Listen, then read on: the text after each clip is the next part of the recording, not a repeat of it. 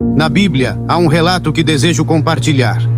O relato que menciono fala de um jovem muito rico que veio até Jesus.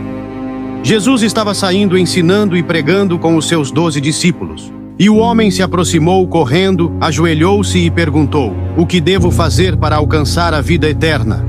E essa é a pergunta que muitos de vocês também se fazem. Vocês chegaram a uma encruzilhada e precisam decidir que caminho seguir. Jesus disse que há 2 caminhos na vida: um caminho estreito, que nos leva à vida eterna, e outro, um caminho largo, que leva à perdição.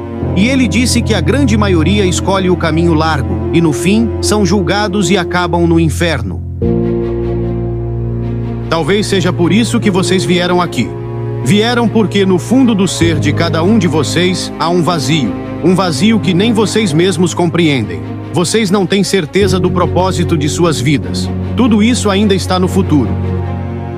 O homem que veio até Jesus era jovem e ainda assim desejava compreender seu destino, o significado e o propósito da sua vida. Como ele era rico, em vez de perguntar quanto custa, ele se perguntou se precisava daquilo e se realmente o desejava. Ele buscava algo que não conseguia encontrar e, como muitos de vocês, era algo que ele não compreendia muito bem, mas sabia que faltava em sua vida. Talvez vocês frequentem a igreja, ou talvez não, mas no fundo de vocês há algo que ainda não conseguiram encontrar. E vocês desejam isso, mesmo sem saber exatamente o que é.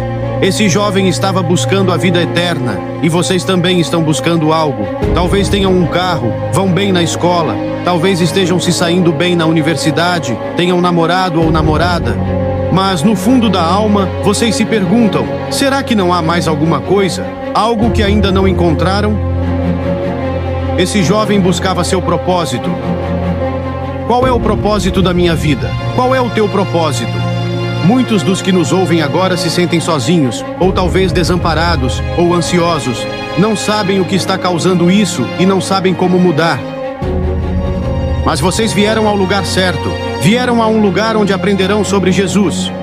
E Jesus nos guiará pelo caminho certo. Existe um vazio, um abatimento, um sentimento de culpa, e já não adiantam mais as drogas, nem as diversões, para tentar encobrir os problemas. O mundo está buscando uma ideologia que o salve. Vocês já ouviram na televisão promessas de ajuda, mas nada aconteceu, porque buscaram no lugar errado. É preciso se entregar a Jesus. Jesus veio, viveu e realizou muitos milagres, mas esse não era o seu propósito principal. Ele ajudou os pobres, curou os doentes, os cegos e ressuscitou os mortos. Mas esse ainda não era o seu propósito. O seu propósito era ir para a cruz. E ele morreu na cruz. Muitos aqui são católicos, outros são protestantes, e há os que não seguem religião alguma. Mas todos vocês já viram imagens da cruz. Foi em uma cruz que Jesus foi crucificado por vocês. Ele tomou sobre si os nossos pecados, e a Bíblia diz: somos pecadores. O que é pecado? Pecar é violar a lei moral de Deus, é quebrar os 10 mandamentos. A Bíblia diz: quem quebra um mandamento, quebra todos. Eu sei que os quebrei. Sou um pecador. E a Bíblia diz: o salário do pecado é a morte. Morte eterna, que significa terminar no inferno. É isso que eu mereço. Pequei, violei a lei de Deus. Então, o que eu preciso fazer?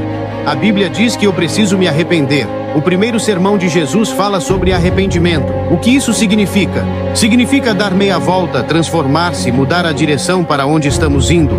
E ele nos diz: se você vier à minha cruz com fé, eu perdoarei todos os seus pecados. Eu o justificarei, como se você nunca tivesse pecado. Tudo será apagado do seu passado, e o assunto nunca mais será lembrado. Nem mesmo Deus se lembrará dos teus pecados. Você consegue imaginar isso?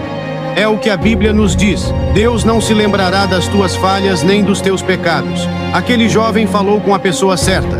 Disse: o que devo fazer para ter a vida eterna? Ele foi até aquele que compreende os nossos problemas, nossas dificuldades, tentações. Ele entende nossa dor, nossa alegria, nossos fracassos, nossas lutas. Jesus morreu na cruz, mas a Bíblia diz que ele ressuscitou. E ele é um Cristo vivo, agora. Ele venceu o pecado, o inferno e a morte. O jovem foi até Jesus com urgência, correu até Jesus, e é possível que alguns de vocês hoje também corram até Jesus e tenham suas vidas transformadas. Aquele rapaz chegou em um bom momento, ainda era jovem, A Bíblia diz que com o passar da idade o coração se endurece, fica mais duro. Lembra-te do teu Criador nos dias da tua mocidade, diz a Bíblia. Muitos servos de Deus começaram sua vida de fé ainda jovens. José era jovem quando se tornou primeiro-ministro do Egito. Um dos grandes homens da Bíblia, Moisés, também era muito jovem quando rejeitou os privilégios do palácio do Egito. Criado como príncipe no império mais poderoso da época e tratado como membro da família real, humanamente falando, nada lhe faltaria. Mas escolheu se identificar com o povo de Deus, que era escravizado. Davi era jovem quando matou um urso e um leão com suas próprias mãos. E pelo poder de Deus matou Golias com apenas uma pedra. Ele cuidava de ovelhas e mais tarde se tornou um grande rei. Esther era uma jovem quando, com firmeza e fé, arriscou sua vida para salvar seu povo da destruição. Venha a Jesus neste momento, agora. Não deixe para amanhã ou para outro momento. Você pode dizer, sou membro da igreja, vou aos domingos. Mas Jesus não está falando disso. Você pode ser membro de todas as igrejas possíveis, mas isso não te prepara para se encontrar com Deus. Isso não significa que os teus pecados foram perdoados. Jesus ensinou claramente que ser membro de uma organização ou mesmo de uma igreja não é a solução. A solução é Cristo, naquela cruz, e ressuscitado dentre os mortos. Aquele jovem perguntou, o que devo fazer? Ele buscava a vida eterna e perguntou, o que devo fazer? Mas cometeu o erro de pensar que poderia trabalhar para obtê-la, e não se pode trabalhar por ela. A vida eterna é dada por Deus. É pela fé, pela graça. É um presente, não a merecemos. Graça é favor imerecido, algo que não se conquista, nem se merece. E Deus está oferecendo sua graça agora, está oferecendo o seu perdão. Jesus disse, pare e pense. Jesus disse, considere. Ele disse, vai te custar, se você vier a mim. Terás que abandonar todas as tuas posses e dar tudo aos pobres, e então vem e segue-me. Porque Deus te ama, Cristo te ama, e mesmo morrendo na cruz, Ele teve capacidade de pensar em você, centenas de anos no futuro. Ele viu o tempo em que você nasceria, Ele viu toda a sua vida, e ainda assim disse, não importa o que Rosa, Maria ou Paulo façam, eu os amarei. E foi por isso que ele se deixou crucificar. Ele fez isso por amor. Ele não ama as pessoas por causa da cor da pele, nem por onde vivem, nem por sua educação. Ele te ama porque você é um ser humano, e você é, potencialmente, um filho de Deus.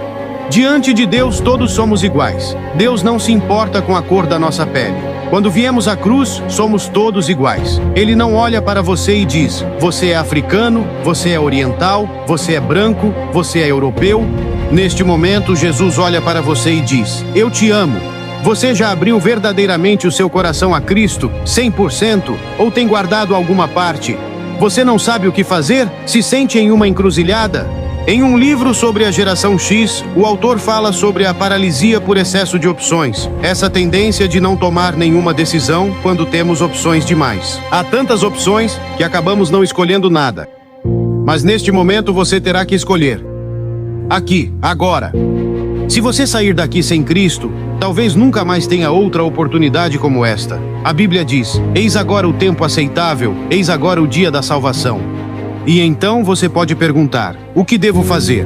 Arrependa-se dos seus pecados. Você precisa se arrepender, mas não pode fazer isso sozinho. Você não pode mudar a sua vida apenas pela força de vontade. Isso é impossível. Se tentar por conta própria, você vai fracassar. Mas Deus vai te ajudar. E isso é o maravilhoso sobre o arrependimento. Você precisa tomar uma decisão, aceitar o presente da vida eterna, ou não. Mas se fizer como o jovem rico, que não seguiu a Jesus e foi embora triste, lembre-se, ninguém jamais virou as costas para Jesus com alegria. Precisamos nos preparar para comparecer diante de Deus. A Bíblia diz, prepara-te para te encontrares com o teu Deus. Você está preparado? Você tem certeza disso? Jesus te ama. Ele morreu por você e ressuscitou. Agora você precisa vir a Ele, se arrepender dos seus pecados e colocar sua fé nele. Lembre-se, não importa quem você seja, Deus te ama e Jesus está chamando você. Se com a tua boca confessares que Jesus é o Senhor e em teu coração creres que Deus o ressuscitou dentre os mortos, serás salvo. Contudo, aos que o receberam, aos que creram em seu nome, deu-lhes o direito de se tornarem filhos de Deus. Tudo se resume a crer. Mas a palavra crer implica compromisso. Esteja disposto a se comprometer a entregar sua vida a Cristo.